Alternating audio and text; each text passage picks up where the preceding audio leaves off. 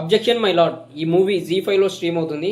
So main spoiler alert. మీరు ఎవరైనా Z5 లో చూసి ఎంటర్టైన్ అవ్వాలనుకుంటే ఖచ్చితంగా ఈ వీడియోని స్కిప్ చేయండి. ఎందుకంటే ఇది ఫుల్ సిరీస్ ఎక్స్ప్లెనేషన్, అన్ని ట్విస్ట్లన్నీ ఉంటాయి కాబట్టి. ఎక్స్ప్లెనేషన్ లోకి వెళ్ళిపోయే ముందు నాదో చిన్న రిక్వెస్ట్, మీరు సబ్స్క్రైబ్ చేసుకోకపోయినా పర్లేదు, ఖచ్చితంగా లైక్ చేయండి. లైక్ చేస్తే మీలా ఇంకా 10 మందికి రికమెండ్ అవుతుంది, వాళ్ళ దాకా చేరుతుంది, మంచి రీచ్ వస్తుంది.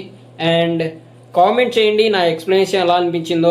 సో ఏవైనా మిస్టేక్స్ ఉంటే నెక్స్ట్ ఎక్స్ప్లెనేషన్ కి చేంజ్ చేసుకుంటా, నాకు కొంచెం ఎంకరేజ్మెంట్ ఉంటుంది. ఇంకా లేట్ చేయకుండా స్టోరీలోకి అయితే వెళ్ళిపోదాం. Objection my lord episode 3 guys. Already episode 1 and 2 ఛానల్లో ఉన్నాయి, అది చూసిన తర్వాతే ఇది చూడండి, లేదంటే అంతగా అర్థం కాదు.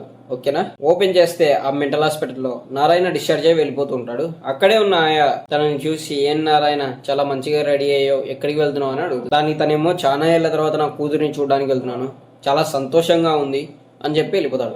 కట్ చేస్తే టైటిల్స్ పడతాయి. సెకండ్ ఓపెనింగ్ లో పరశురామ్ అండ్ వేద ఇద్దరు ఆయమ్మతో మాట్లాడుతూ ఉంటారు.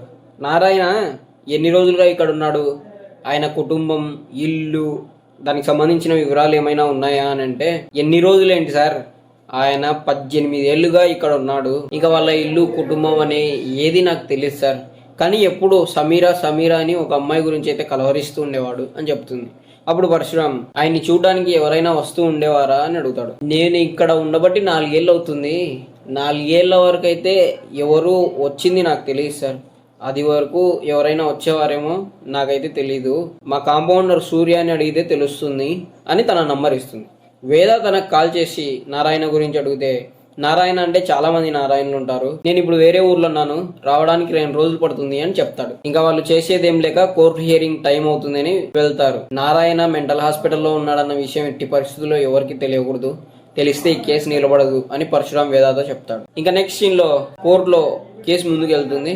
మన పరశురామ్ కి ఆపోజిట్ పబ్లిక్ ప్రాసిక్యూటర్ ఉన్నారు కదా, సో ఆయన తన ఆర్గ్యుమెంట్ స్టార్ట్ చేస్తూ, యువర్ ఆనర్, కొన్ని రోజుల క్రితం నారాయణ అనే వ్యక్తి కోర్టు ఆవరణలో పెట్రోల్ పోసుకొని అంటించుకొని చనిపోయాడు. మన పరశురామేమో దీన్ని ప్రజాహితం కేసుగా పిలివేశాడు. రోజుకు చాలా ఆత్మహత్యలు జరుగుతూ ఉంటాయి, అది బాధాకరమైన విషయమే, కానీ కోర్టు ఆవరణలో జరిగినంత మాత్రాన ప్రజాహితమైన కేసుగా తీసుకోవడం కరెక్ట్ కాదు, అనవసరంగా ఈ కోర్టు సమయం వృధా అవుతుంది, ఈ కేసుని కొట్టిపడేయండి అని చెప్తాడు. దానికి పరశురామ్ మాట్లాడుతూ, యువర్ ఆనర్, కొన్ని రోజుల పాటు నారాయణ అనే వ్యక్తి తన గోడును చెప్పుకోవడానికి ఈ కోర్టు చుట్టూ తిరిగాడు. కోర్టులో ఎవరు సహకరించకపోయేసరికి తనకు న్యాయం దక్కదన్న ఆవేదనలో పెట్రోల్ పోసుకొని ఆత్మహత్య చేసుకున్నాడు. ఇదంతా మనకు తెలిసి కూడా ఇలా మౌనంగానే ఉందామా అని అంటాడు. దానికి ఆపోజిట్ ప్రాసిక్యూటర్, లేదు యువర్ ఆనర్, తన బాడీని కలెక్ట్ చేసుకోవడానికి ఎవరు రాలేదు, అండ్ ఈ కోర్టు చుట్టూ తిరిగాడన్న దానికి సాక్ష్యం లేదు, దీన్ని ఎలా పరిగణనలోకి తీసుకుంటారు అని అడుగుతాడు. అప్పుడు పరశురామ్, లేదు యువర్ ఆనర్, నా దగ్గర సాక్ష్యం ఉంది, నారాయణ కోర్టులో ఉన్న నోటరీ రాజశేఖర్ దగ్గర రాపించుకున్న పిటిషన్, ఇంతకు మించి సాక్ష్యం ఏం కావాలి అని చెప్పిస్తాడు. సో జడ్జెస్ ఇంకా దాన్ని పరిగణనలోకి తీసుకొని తీర్పు ఇవ్వడానికి మాట్లాడుతుంటే, అప్పుడు మళ్ళీ పరశురామ్, యువర్ ఆనర్, నాది ఒక రిక్వెస్ట్, ఇది నారాయణ కేసు మాత్రమే కాదు, కనిపించకుండా పోయిన నారాయణ కూతురు సమీరా కేసు కూడా. ఇప్పుడు సమీరాని వెతకడం కోసం నారాయణ ఎలాగూ లేడు, కానీ దానికోసం న్యాయస్థానం ఉందని నిరూపించండి, ఇప్పుడు ఈ కేసుని హిబియస్ కార్పస్ పిటిషన్ గా మార్చండి అని రిక్వెస్ట్ చేస్తాడు. దానికేమో ప్రాసిక్యూటర్, అలా ఎలా మారుస్తారు, అసలు సమీరా ఉందనడానికి సాక్ష్యమే లేదు అని వాదిస్తాడు. దానికేమో పరశురామ్, ఉందనడానికి సాక్ష్యం లేదు, కానీ లేదు అనడానికి కూడా సాక్ష్యం లేదు కదా యువర్ ఆనర్, నారాయణ రోజుల తరబడి ఈ కోర్టులో తన ఆవేదనని అరిచి చెప్పినా ఎవరూ వినలేదు, కానీ ఎక్కడో ఉన్న సమీరా బాధని మనం వినగలిగితే ఒక మనిషి ప్రాణం కాపాడిన వాళ్ళం అవుతామని చెప్తాడు. దానికి కోర్టు వాళ్ళు అపీల్ గా అప్లై చేసిన కేసుని హిబియస్ కార్పస్ పిటిషన్ గా మార్చేస్తారు. ఇది తెలుసుకున్న ఇన్స్పెక్టర్ ఎమ్మెల్యే కాల్ చేసి, సరే ఇప్పుడు అపీల్ గా ఉన్న కేసు హిబియస్ కార్పస్ పిటిషన్ గా అయింది, ఇప్పుడు సమీరాని వాళ్ళు కాదు మేమే వెతికి కనిపెట్టాలి అని చెప్తాడు. దాని తనేమో, మీరు చేయాల్సింది మీరు చేయండి, నేను చేయాల్సింది నేను చేస్తా అని చెప్తాడు. And next day Sameera mental హాస్పిటల్కి పోయి ఆ సూర్యతో మాట్లాడుతూ, నారాయణకు సంబంధించి ఎవరైనా తెలిసిన వాళ్ళు ఉన్నారా, తన బంధువులు కానీ అలాగే ఎవరైనా చూడ్డానికి వచ్చే వాళ్ళ అని అడుగుతుంది.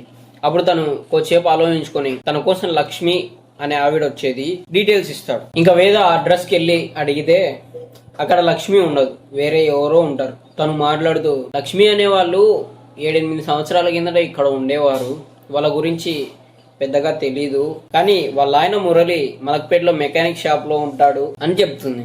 సో వేద ఇంకా మలక్పేట్కి వెళ్ళి మురళి అనే అతని కోసం వెతికి పట్టుకుంటుంది. కట్ చేస్తే నెక్స్ట్ సీన్ కోర్టులో ఓపెన్ అవుతుంది. అండ్ కోర్టులో ఈసారి పబ్లిక్ ప్రాసిక్యూటర్ గా విశ్వనాథే వస్తాడు. ఇంకా విశ్వనాథ్ వచ్చి నారాయణ మెంటల్ హాస్పిటల్లో 18 ఏళ్ళు ఉన్నాడు, మెంటల్ కండిషన్ సరిగా లేని వ్యక్తి కేసుని ఎలా తీసుకుంటారు, అనవసరంగా ఈ కోర్టు సమయం వేస్ట్ అవ్వడమే తప్ప ఇందులో వచ్చేదేమీ లేదు యువర్ ఆనర్ అని చెప్తాడు. ఈ కేసు పెట్టడానికి కొన్ని రోజుల ముందే నారాయణ మెంటల్ హాస్పిటల్ నుంచి డిశ్చార్జ్ అయ్యాడు అని చెప్తాడు.